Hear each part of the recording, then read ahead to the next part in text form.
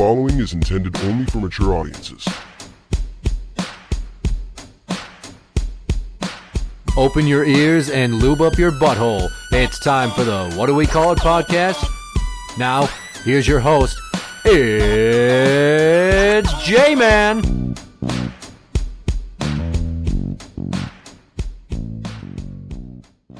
Welcome to the What Do We Call It podcast. I'm Jmann. This is Steiny.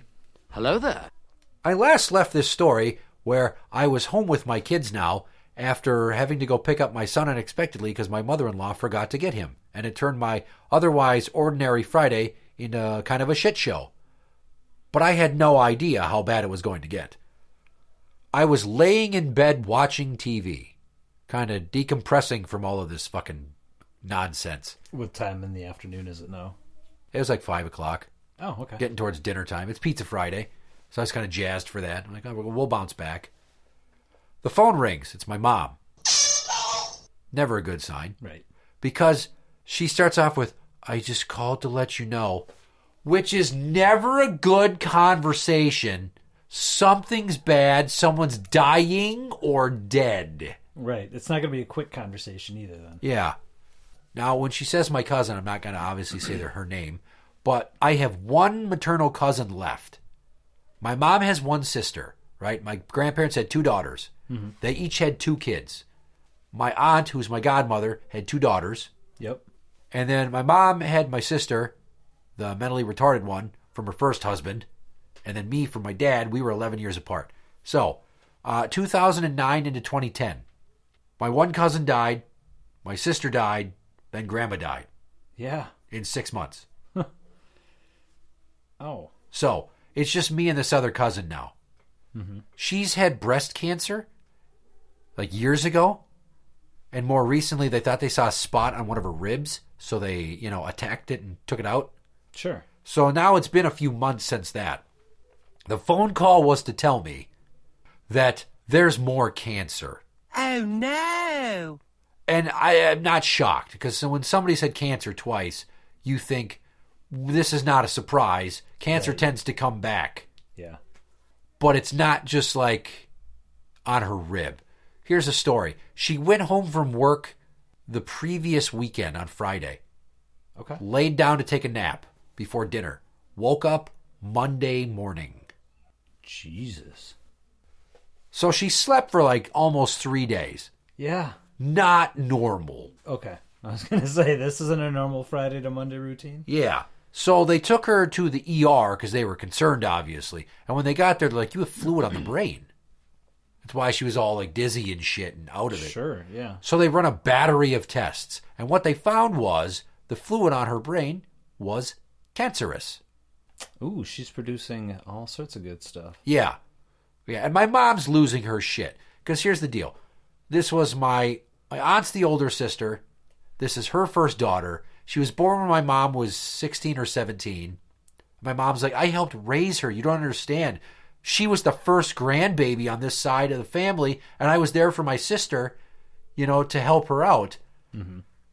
And this cousin's 4 years older than my sister would have been if she was alive still. My mom's really, grief-stricken. And I get it, and I'm kind of holding it. I'm starting to get kind of teary-eyed and choked up because I'm thinking of my aunt. Mm-hmm.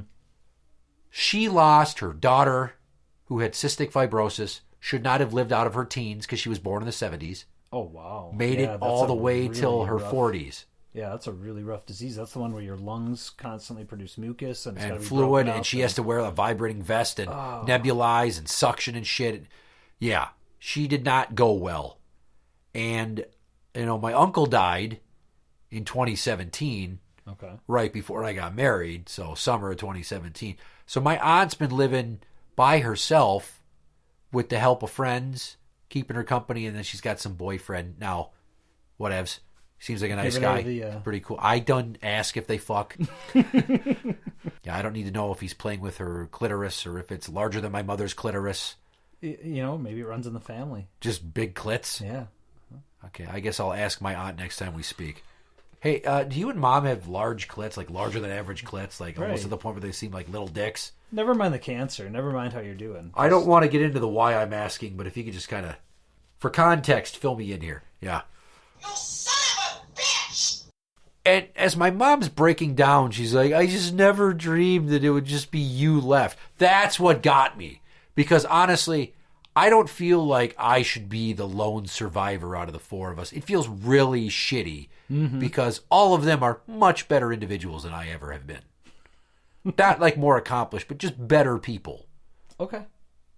My sister gets like a first round bye for being retarded. So obviously she can't commit a bunch of sins and like fuck up. I was gonna say you naturally, you're gonna lose that race. But Yeah. You like how I turned that into a fucking playoffs reference? yeah.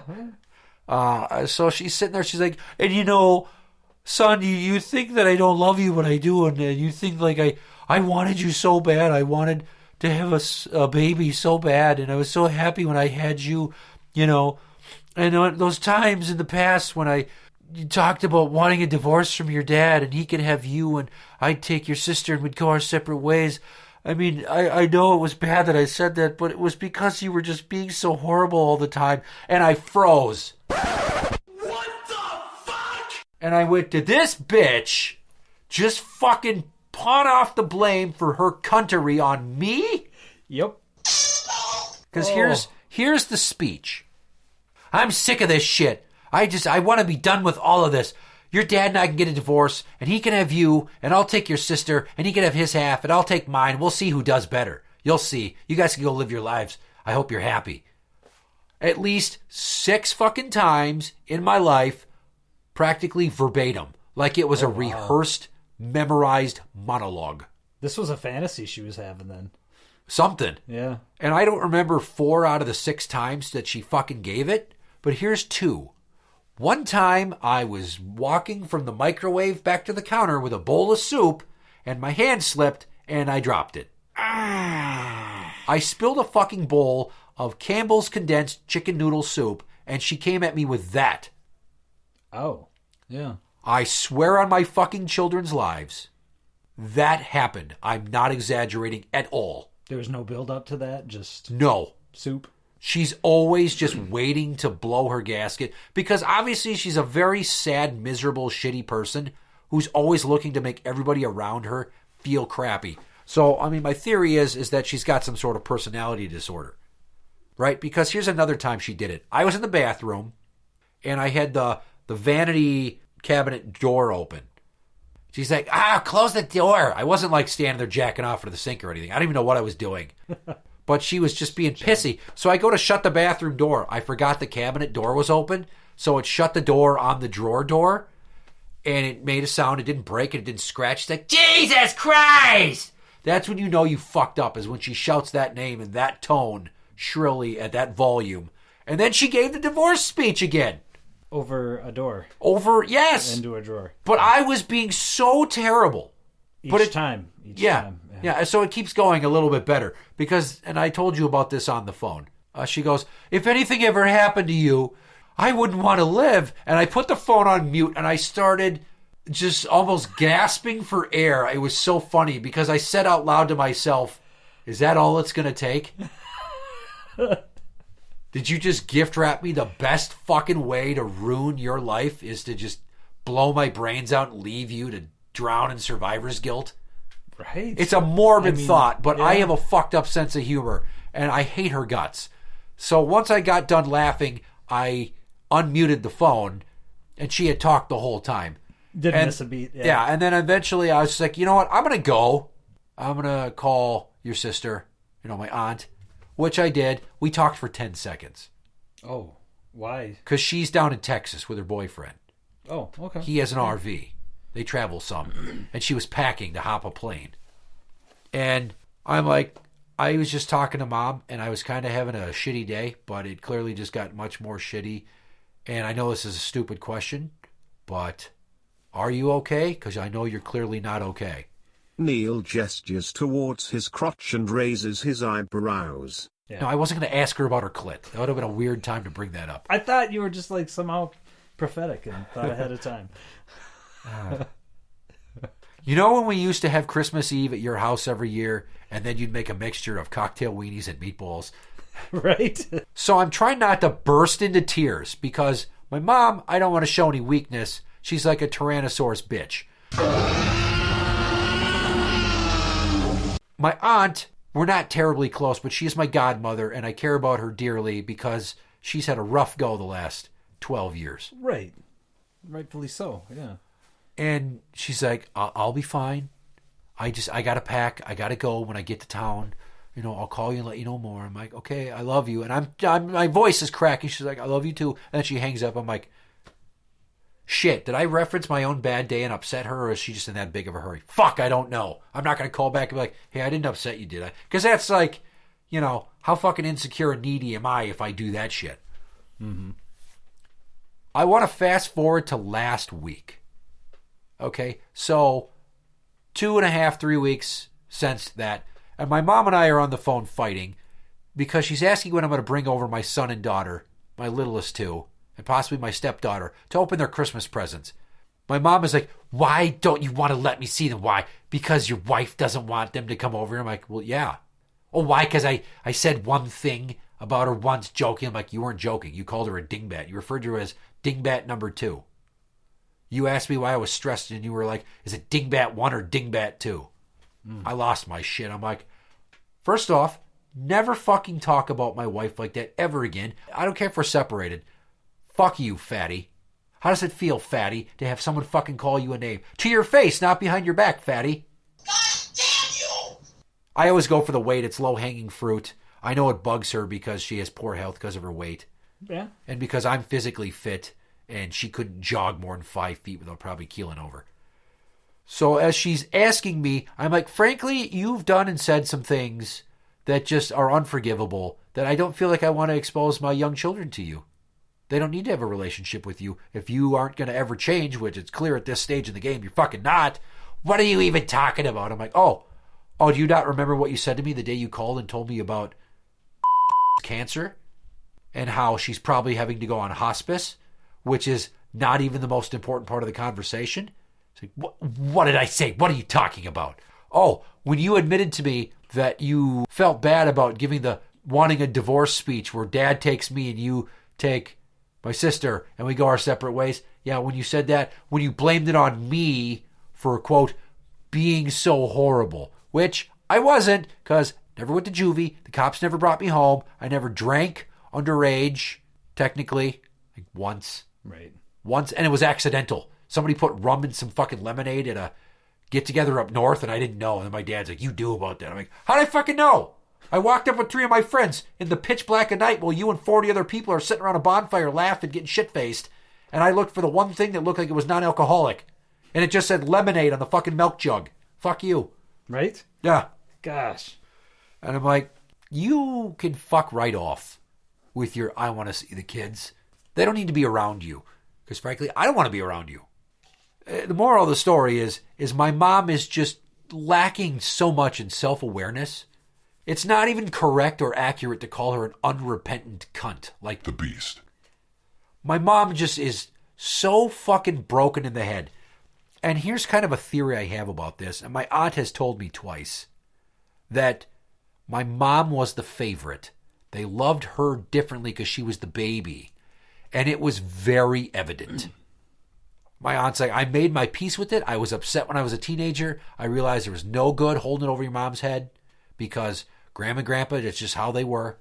Was there a big age difference between the two of them, too? 4 years. Oh, okay. Same age gap between my cousins. Sure. Well, and my oldest cousin and my sister. There's a lot of that numerology that kind of repeats. When I was 22, my sister was 33, my mom was 55. Oh, yeah. We all turned those ages that year.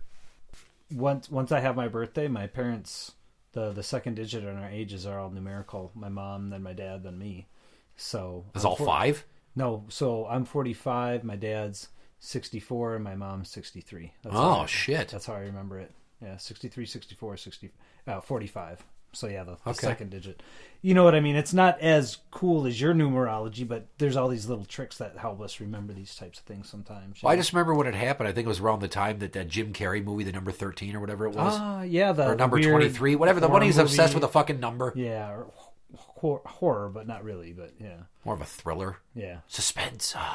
Was that an M. Night Shyamalan movie? I don't know, but he didn't wear a green mask and he wasn't talking out of his butt, so it was kind of outside of his wheelhouse. It wasn't the Cable Guy where so many people hated it, but yet it was... No, it wasn't that. Yeah. But yeah, so my mom, I think because she was treated so well compared to my aunt, she has a sense of entitlement. Mixed with her little person syndrome. I'd say little man syndrome, but she's a lady as far as I know, depending upon how long her clit is, according to you. I could ask my dad, but I think he'd be like, what? What's a clit? Yeah. Like, Son, your mom has a goiter. It's not called a clit. Yeah. I was born in the 50s. Yeah, he was. He was born in 1955. That works. That math checks out. I was born in the 50s. We didn't talk about the clitoris then. Oh, they hadn't even discovered it yet. Jesus son. Christ, we did it from behind while they were face down on a pillow because it was sinful to look them in the eyes. Right. I was conceived in 1981, by the way. So I was conceived in 76, but I was born in 77. So. Well, right. And I was born in 82. Yeah. So my mom's entitlement plus her little person syndrome creates this perfect storm where she's got some sort of mental health issue where she just has to fucking go at people. And the more you react to her, the more she turns it up. You think we'd learn, but with somebody like that, it's like the beast. And I've told my therapist this. I'm like, why do I continue to engage? Because I'm fighting for my mental health. I'm fighting for my life and equal footing. And if I don't fight, they're not just going to stop. It's not like a bear that chases you up a tree and eventually goes, all right, fuck this, peace out, and then stumbles back off into the woods.